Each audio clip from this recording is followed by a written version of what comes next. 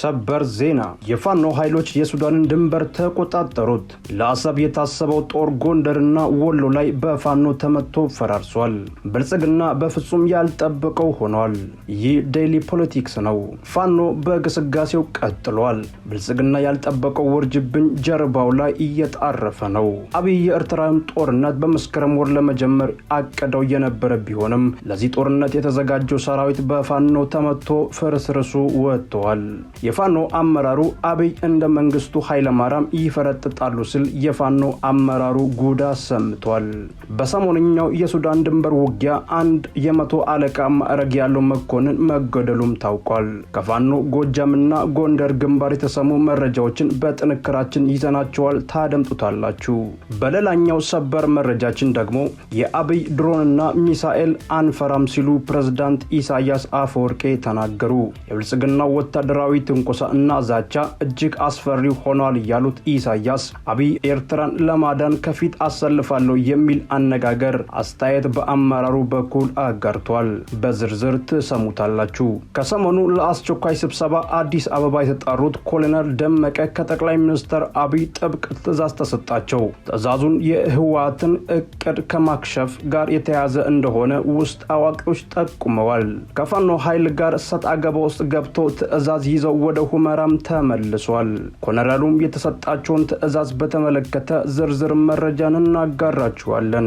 የከበረ ሰላምታችን በያላችሁበት የዓለም ዳርቻ ይሁን። የተወደዳችሁ የቻናላችን ቤተሰቦች ለአሁኑ የተደመጡና የተመራረጡ ሰበር መረጃዎችን አጠናክረናል። እንደተለመደው ቪዲዮን ላይክ፣ ሼር በማድረግ ጥቂት ደቂቃዎችን አብራችሁን ቆዩ።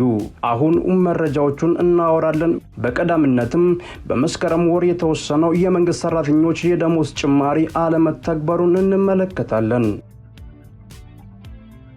በመስከረም ወር ተግባራዊ ይደረጋል የተባለው የደሞዝ ጭማሪ አለመከፈሉ ታውቋል። ጉዳዩ የመንግስት ሰራተኞችን አስቆጥቷል።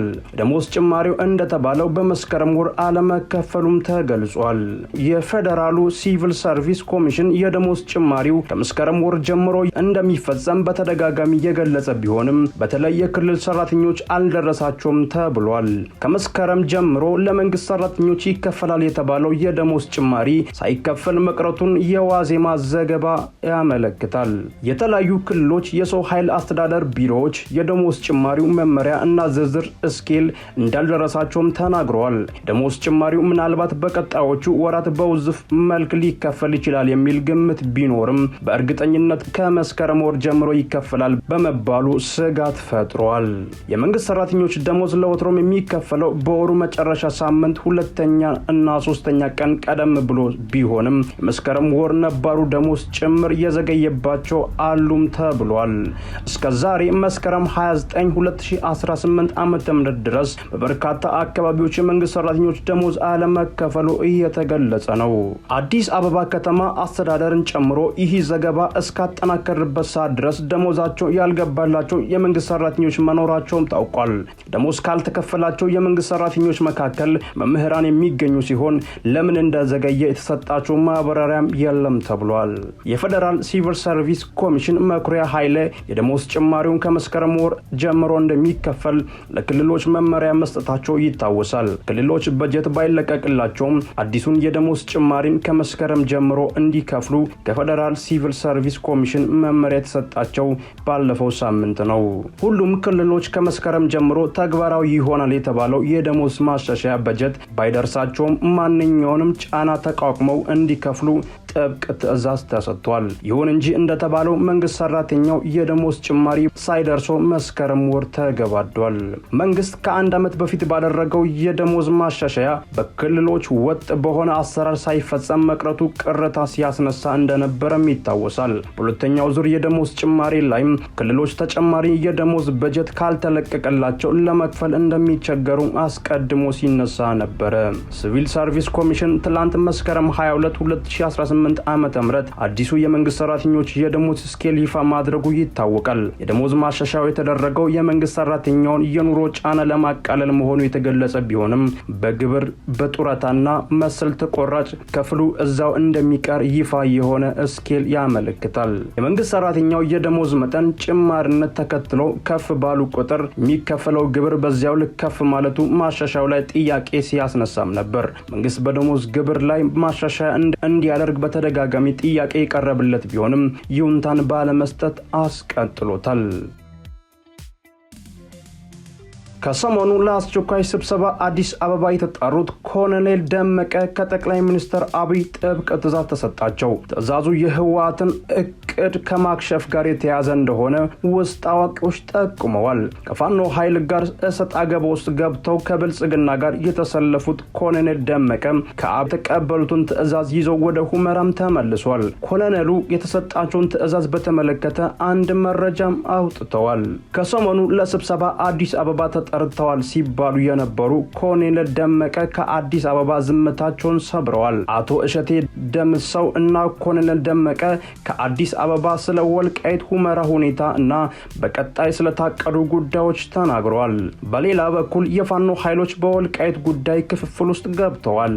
በተለይም የዘመነ ካሴ ቡድን እያመራ ያለው አቋም ለክፍፍሉ ምክንያት ሆኗል ተብሏል። ይህ ዜና የተሰማው ጀነራል ጻድቃን የጽምዶ ማጠንጠኛ ያለው ወልቃይት ላይ ነው ባሉት ማግስት ነው። ኮሎኔል ደመቀ ከአዲስ አበባ የተቀበሉትን ትዕዛዝ ተፈናቃዮችን በተመለከተ ነው። ይህም ትዕዛዝ ህወሓትን በተፈናቃዮች ስም ህዝቡን ለጦርነት እንዳይቀሰቀስ በሚል የተወሰነ ፖለቲካዊ ውሳኔ ነው። የወልቃይት ጉዳይ አሁንም በትኩሳት ውስጥ ይገኛል። በአካባቢው ያለው ፖለቲካዊና ወታደራዊ ትኩሳት የሚበርድ አይመስልም። ህወሓት ዛሬ ለተመድ በጻፈው ደብዳቤ ላይ የፌዴራሉ መንግስት በወልቃይት ታጣቂ ኃይል እያደራጀብኝ ነው ሲልም ከሷል።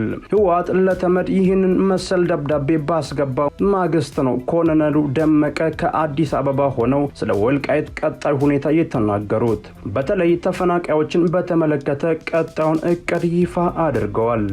የወልቃይት ጠገደ ሰቲት ሁመራ ዞን ዋና አስተዳዳሪ እሸቴ ደምሰው እና የወልቃይት ጠገደ ሰቲት ሁመራ ዞን ምክትል አስተዳዳሪና የሰላምና ጸጥታ መምሪያ ኃላፊ ኮሎኔል ደመቀ ዘውዱ በሰጡት ማብራሪያ በሰሞኑ ጦርነት ወቅት ከዞኑ የተፈናቀሉ ወገኖች ወደ አካባቢያቸው እንዲመለሱና ሰላማዊ ኑሯቸውን እንዲቀጥሉ የተደረገ ነው ብለዋል። የዞኑ ዋና አስተዳዳሪ እሸቴ ከዞኑ የተፈናቀሉና ያልተመለሱ ወገኖች ወደ ቀያቸው ተመለሱ ሰላማዊ ኑሯቸውን እንዲቀጥሉ እንደሚቀበላቸውም ገልጸዋል። በአሁኑ ወቅት በወልቃይት ጠገደ የሚኖሩ በርካታ የትግራይ ተወላጆች ሰላማዊ ህይወታቸውን እየመሩ እንደሚገኙም ጠቅሰው የአማራና የትግራይ ህዝብ ለዘመናት አብረው የሚኖሩ መሆናቸውንም ተናግሯል። የሰሞኑ ጦርነት በተከሰተበት ወቅት ብዙዎች በሚኖሩበት አካባቢ እየኖሩ መሆኑን አስታውሷል። በወቅቱም ተደናግጠው ከሄዱት መካከል ደግሞ ወደ ዞኑ ተመልሰው ሰላማዊ ህይወታቸውን መምራት የጀመሩ መኖራቸውንም ተናግረዋል። ምክትል ዋና አስተዳዳሪው ኮሎኔል ደመቀ ዘውዱ በበኩላቸው እንደገለጹት ከዞኑ የተፈናቀሉ ወገኖች ወደ አካባቢያቸው መመለስ አለባቸው። በአካባቢው ሰላም ለመፍጠር አንድን ማህበረሰብ አፈናቅለ አንዱን ማኖር የሚቻል አይመስለኝም ብለዋል። ምክትል ዋና አስተዳዳሪው የተፈናቃዮችን ጉዳይ በሰላማዊ መንገድ እልባት እንደሚያገኝ በሁሉም በኩል ቁርጠኝነት እንደሚያስፈልግም አብራርተዋል። ይህ በእንዲህ እንዳለ የፋኖ ኃይሎች በወልቃይት ጉዳይ ክፍፍል ውስጥም ገብተዋል። በተለይ የዘመነ ካሴ ቡድን እያመራ ያለው አቋም ለክፍፍሉ ምክንያት ሆኗል ተብሏል። በቅርብ ጊዜ ወዲህ ከህወሓት እና ኤርትራ ጋር በመጣመር የፌዴራሉን መንግስት ለመገልበጥ እንቅስቃሴ ጀምረዋል የተባሉት የፋኖ ኃይሎች ታዲያ የወልቃይትንና የራያ አካባቢ ለህወሓት በመስጠት አንድነትን እንፍጠር በሚል ለተነሳው ሐሳብ የፋኖ ኃይሎች ክፍፍል ውስጥ ገብተዋል ተብሏል። ፋኖ በግስጋሴው ቀጥሏል። ብልጽግና ያልጠበቀው ውርጅብኝ ጀርባው ላይ እየጣረፈ ነው። አብይ የኤርትራውን ጦርነት በመስከረም ወር ለመጀመር አቅደው የነበረ ቢሆንም ለዚህ ጦርነት የተዘጋጀው ሰራዊቱ በፋኖ ተመቶ ፍርስርሱ ወጥቷል። የፋኖ አመራሩ አብይ እንደ መንግስቱ ኃይለማርያም ይፈረጥጣሉ ሲሉም የፋኖ አመራሩ ጉድ አሰምተዋል። በሰሞነኛው የሱዳን ድንበር ውጊያ አንድ የመቶ አለቃ ማዕረግ ያለው መኮንን መገደሉም ታውቋል። የሰሜን አማራ ፋኖ በላይ ዘለቀ እዝ ባወጣው መግለጫ ኃይሎቹ በተለያዩ አካባቢዎች በመንግስት ኃይሎች ላይ ከፍተኛ ሰብአዊና ቁሳዊ ኪሳራ ማድረሳቸውን አስታውቋል። በምዕራብ ጎንደር መተማ ወረዳ መስከረም 28 ቀን 2018 ዓመተ ምህረት በሽመለጋር በተባለ ቦታ ላይ ከመንግስት ኃይሎች ጋር በተደረገ ውጊያ ከፍተኛ ጉዳት ማድረሳቸውን አንድ የመቶ አለቃ ማዕረግ ያለው መኮንን መገደሉን የፋኖ ኃይሎች ገልጸዋል። በመግለጫው የመንግስት ኃይሎች በሽንፈት ስሜት በሽመለጋር ከተማ በሚገኘው ትምህርት ቤት ላይ የከባድ መሳሪያ ጥቃት በመሰንዘር አንዲትን ሴት ተማሪ መግደላቸውን ከሰዋል። በማዕከላዊ ጎንደር አለፋ ወረዳ ጓጓዲት ቀበሌ በሚገኘው አንድ ገዳም ውስጥ የመንግስት ኃይሎች ከ12 ያላነሱ ህፃናትን፣ ሴቶችን፣ አዛውንቶችን ጨምሮ በጸበልተኞችም ላይ ጥቃት ፈጽመዋል ሲሉ ቡድኑም ከሷል። በተጨማሪ ኃይሎቹ የግለሰቦችን ቤትና ንብረት መዝረፋቸውን፣ ማቃጠላቸውን እንዲሁም 24 ሞተር ሳይክሎችን፣ አንድ ባጃጅ ማውደማቸውንም ገልጸዋል። የፋኖ ኃይሎች በወሰዱት የአጸፋ እርምጃ 16 የታገቱ ሰዎችን ማስለቀቃቸውን አስታውቋል። በተያያዘ ዜና ፋኖ በሚያስተዳድራቸው የአለፋ ወረዳ ቀበሎች ውስጥ ከመምህራንና ከማህበረሰቡ ጋር ውይይት ማድረጉን ገልጸዋል። በውይይቱም በአካባቢው የነበሩ የስርቆትና የጸጥታ ችግሮችን መቅረፋቸውን የገለጸው ፋኖ መንግስት ኃይሎች ግን ትምህርት ቤቶችን ማውደማቸውንና የመምህራንን ደሞዝ መቋረጡ የትምህርት ሂደቱን ፈተና ላይ እንደጣለው አስረድቷል። በሌላ በኩል የኢፌዴሪ መከላከያ ሰራዊት የምስራቅ ጎጃም ዞን ኮር ዋና አዛዥ ብርጋዴር ጀነራል ሶፊያን ሼህ መሐመድ በሰጡት መግለጫ ሰራዊቱ በሰላም ጸር በሆኑ ጽንፈኞች ላይ በወሰደው እርምጃ የተሰጠውን ተልዕኮ በብቃት እየተወጣ መሆኑን ተናግሯል። ጀነራሉ እንዳሉት ሰራዊቱ ጽንፈኞችን ከማህበረሰቡ በመለየትና ህዝቡ እንዲታገላቸው በማድረግ በቀጠናው አንጻራዊ ሰላም እንዲመጣ አስችሏል። የታጠቀው ቡድን በሰራዊቱ ስም ላይ የሐሰት ፕሮፓጋንዳ ለመንዛት ቢሞክርም በህዝቡ ዘንድ ተቀባይነት በማጣቱ ተበትኗል ሲሉም አክለዋል።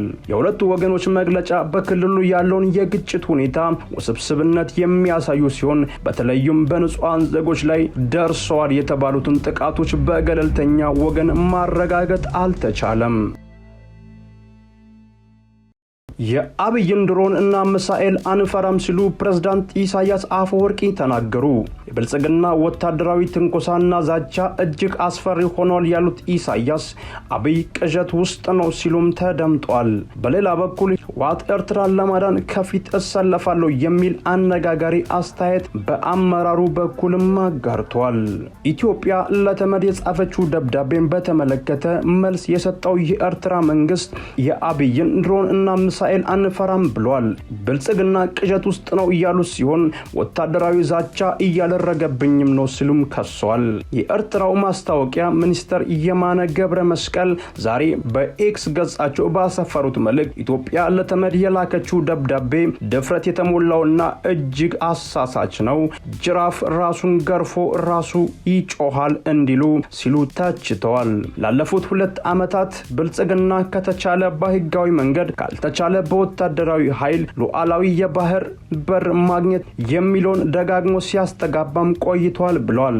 ግዛትን ማስፋፋት ዓላማ ያደረገው ይህ የፕሮፓጋንዳን ዘመቻ በግዴለሽነት እና ተንኳሽ ዛቻም የታጀበም ነው ሲሉም አክለዋል። ህወሓት ትላንት መስከረም 28 2018 ዓ.ም ለጉተረዝ በላከው ደብዳቤ ላይ ማተኮር ያለበት የሰላም ሂደቱን የገጠመው መሰናክል እንዲሁም የተባባሰ የመጣውን ስጋት ላይ ነው ብለዋል። የኢትዮጵያ መንግስት ክስ መሰረት አልባ ነው ያሉት ህወሓት በትግራይና ኤርትራ ህዝብ መካከል ያለውን የህዝብ ለህዝብ ትስስር ሰላምና ቀጠናዊ እርቅን የሚያረጋግጥ ሆኖ ሳለ መሰረት አልባ ክሶችን ሌላ ጦርነት በቀጠናው ያስነሳሉ ሲሉም ከሷል። ፌደራል መንግስት በመሰረት አልባ ክሶች አመካኝቶ ሌላ ጦርነትን በክልሉ ሊከፍት ይመስላል ሲሉም በደብዳቤው ወንጅለዋል። የኤርትራ ማስታወቂያ ሚኒስተር የማነ ገብረ መስቀል በኤክስ ገጻቸው ባሰፈሩት መልእክት የኢትዮጵያ ውጭ ጉዳይ ሚኒስተር የላከው ደብዳቤ አሳሳች የኢትዮጵያን እንዲሁን የዓለም ህዝብን እያናቀ ነው ሲሉም አጣጥለዋል።